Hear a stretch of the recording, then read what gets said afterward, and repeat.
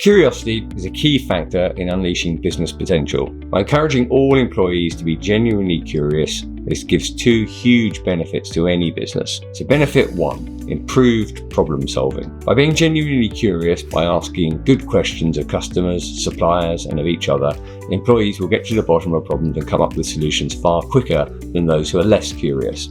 Without curiosity, there's a danger of just plodding on and continuing to do things the way they've always been done. Now, plodding on is not really suitable for a rapidly changing world, and companies that do so will tend to plod off a cliff at some time in the near future. But by asking good questions, by uncovering the root cause of issues, by being curious, an organisation can sense and adapt to that rapidly changing world and so avoid plodding off cliffs. Now, what this looks like in practice is asking lots of questions to get to the bottom of problems. To do this, people must have the confidence to ask those questions and never feel like their curiosity will be put down.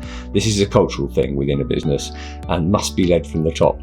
The leaders of organisations will set the tone of what is allowed. If questions are shut down or ridiculed, then curiosity will be destroyed.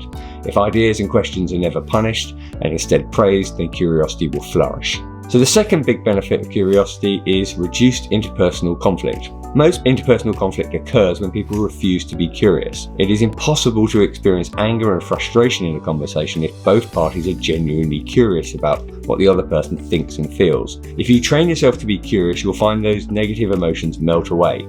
You cannot be curious whilst you're angry, and likewise you cannot be angry when you're curious. Now, this is a great life hack, applicable to any relationship, and the benefits to a harmonious workplace should be obvious. The science behind this is quite clear.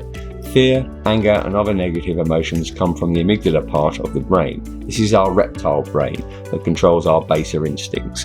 When faced with a challenging or stressful situation, the amygdala will normally generate a fight, flight, freeze, or fawn response. We experience these responses as anger or fear. Anger will make us fight, fear will make us run away, paralyze us, or make us submit. All these reactions are working to remove the source of the stress as quickly as possible. This is incredibly useful in simple situations where the cause of the stress is the same as the problem being faced. A tiger, for example, is the cause of the stress and the very problem we need to run away from. But in the modern working environment, the root cause of the problem may be divorced from the cause of the stress. So, for example, a customer getting angry about a late order is the cause of the stress, but it's not the cause of the problem. The stress can be solved by rushing the order through or giving the customer a free pre-10 a.m. delivery. But this solution does nothing to solve the actual cause of the problem, i.e. why the order was not processed quickly enough. The amygdala will hijack and overrule other parts of the brain, like our prefrontal cortex, which is where higher reasoning occurs. This will make us solve the cause of the stress, but not necessarily the cause of the problem. For that, we need to engage our reasoning skills, which requires curiosity. Curiosity is generated from the prefrontal cortex, so curiosity can only happen if we shut up the amygdala response. Now, this is easier said than done.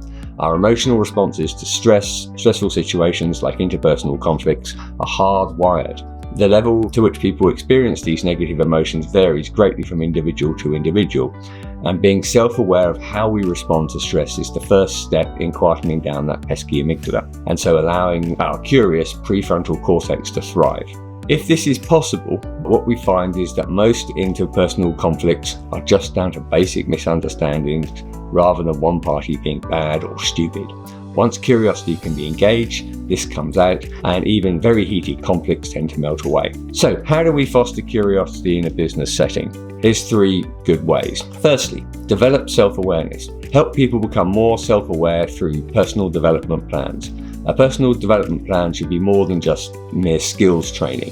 Obviously, that is important. Developing self-awareness is key to developing curiosity, and so should be part of any personal development plan. Most people will bumble through life blissfully unaware of what influences their decision making. We're very good at rationalizing our decisions after the event. We tend to make up a story as to why we acted in the way that we acted or made that particular decision, and we kind of make this up afterwards. We kind of backfill. But being aware of the process of how we actually process information and make decisions and what things affect us means we can better check our thinking. This is particularly true when we're under stress or in conflict with others. If we can understand how we make decisions, and more than that, when we understand that different people will make make decisions in very different ways, we can start to unravel a lot of the sources of conflict and miscommunication. And this all stems from understanding yourself first. The second way we can foster curiosity is to encourage multiple perspectives to flourish. Encourage everyone to look at things from multiple perspectives by asking questions like, how is this person partly right, rather than why are they totally wrong? We often get stuck in winning an argument. We will then be looking for all the reasons why the other side is wrong. A better, more curious approach is to try and work out how they're right. Now, a really good technique here is to steel man the other side. A steel man is the opposite of the straw man fallacy. Now, when we straw man a position, we take a deliberately very weak form of the opposing argument and then demolish that weak argument through cold, hard logic. An example would be if we were to look at an argument for reducing fossil fuel usage so as to reduce greenhouse emissions, and then say, so you want everyone to live in the cold and dark and walk everywhere. Now, obviously no one thinks that, and if they did, it would be an easy position to defeat, which is kind of like the whole point of the straw man. We set up a deliberately easy position to defeat and then demolish it, and we're not actually engaging with the actual argument here. We humans use straw men all the time. Watch out for it in arguments with your partner or your kids. Things like an argument being, no, you can't go out with your friends tonight, you have school tomorrow. And the straw man response from the child might be, you obviously hate me and want me to have no friends. Another example would be an argument with a partner, sorry, I'm going to be late home from work tonight, I've got to work late. And the response would be, you just hate spending time with me and the kids. So steel manning is the opposite of this. It's the process of trying to think through the very strongest, most plausible reasons for the position you're opposed to, and then trying to tackle those reasons. If you do it well, you might even state the opposing position better than the person you're disagreeing with can.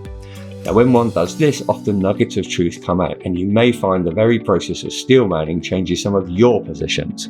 When we do this properly, we're playing a different game. We're not trying to win. Instead, we're interested in the truth. It's very rare that any reasonable person is 100% wrong about something. Now, more often than not, they're going to be partly right.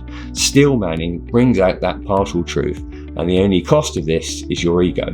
When you forego the satisfaction of pummeling your opponent with brutal, devastating logic bombs, normally against some straw man weak position that you've made up. So if you can give up that and be genuinely curious, you'll actually get to the truth far better. So the third tip we have for cultivating curiosity in the workplace is having an open speaking policy. Now, in many businesses, the mantra, time is money, gets in the way of curiosity. If you encourage people to take the time to have discussions with suppliers, customers, and each other, then you can get over this. If no one gets punished for spending time chatting to others, then we can actually cultivate curiosity. Now, through dialogues, we learn about other people, their motives, their desires, their needs, their worries, and everything else. And with that knowledge, we can solve problems better. We should not discourage dialogue. The short-term, purely transactional approach to conversations is, in our opinion, very, very short-sighted. This was a video in our series on unleashing business potential through people power. We hope you found it useful. Please feel free to share it with anyone you like, or better still, let us know what you think with a comment. If you want to know more about how our third-party logistics service can help you unleash your business potential by taking away all the hassles of logistics, then please do give us a call about that as well.